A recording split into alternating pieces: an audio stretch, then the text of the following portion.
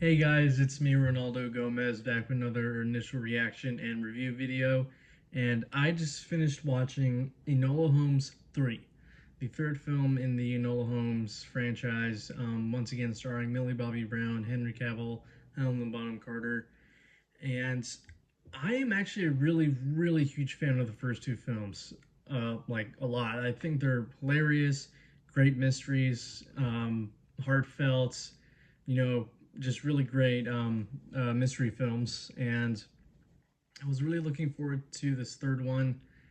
And I think this is the weakest film in the series so far, but still pretty solid overall. So in this film, Enola Holmes is about to get married to Dewsbury. I forget the actor's name, but she is having some concerns with that because she knows that when she marries him, she'll become a proper lady and won't be able to go on adventures and solve mysteries. And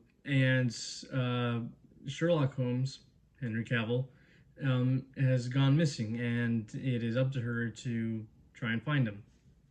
So, with the positives with this film, once again, Millie Bobby Brown crushes it as this character. She's so likable, fun, funny, determined, to solve these mysteries no matter what.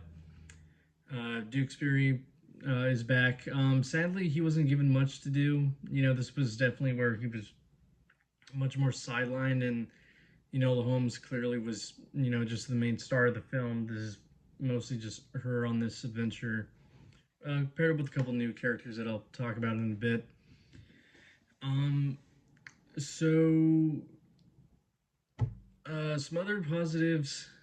Sorry, I'm just trying to remember, even though I just saw. But anyway, other positives is that Helena Bonham Carter, as far as I can remember, I think this is probably the most that she's been in these movies, and she's great, of course. I love her from Harry Potter and Sweeney Todd and stuff like that. Um, so I think that the main mystery of trying to find Sherlock and this other woman who was captured. I think she was the Dewsbury's mom. I think if I remember correctly. The main mystery, it's not the greatest, but just because it rehashes the villain from the first movie, I think it was. I guess whatever. Spoiler alert. She comes back and uh, she was fine. She's very. I mean, she was a bit entertaining because she was like over the top. Crazy and psychotic. But yeah, that's pretty much all I have for positives. For negatives, I mean, like I said, I did enjoy the movie overall, but it was definitely the weakest of the three so far. In terms of negatives, there were some weird edits and awkward fight scenes that were kind of like poorly choreographed, in my opinion, because some shots were quickly edited, like it says like cuts, and some moments where like it looked like it was building up tension, and then it didn't. It's just stopped, and then started back up again.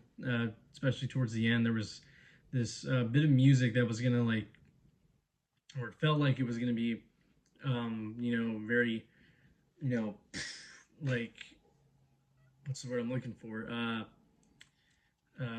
One eternity later. Uh, just exhilarating, and it was, but it stopped and then it started up again. So that was weird.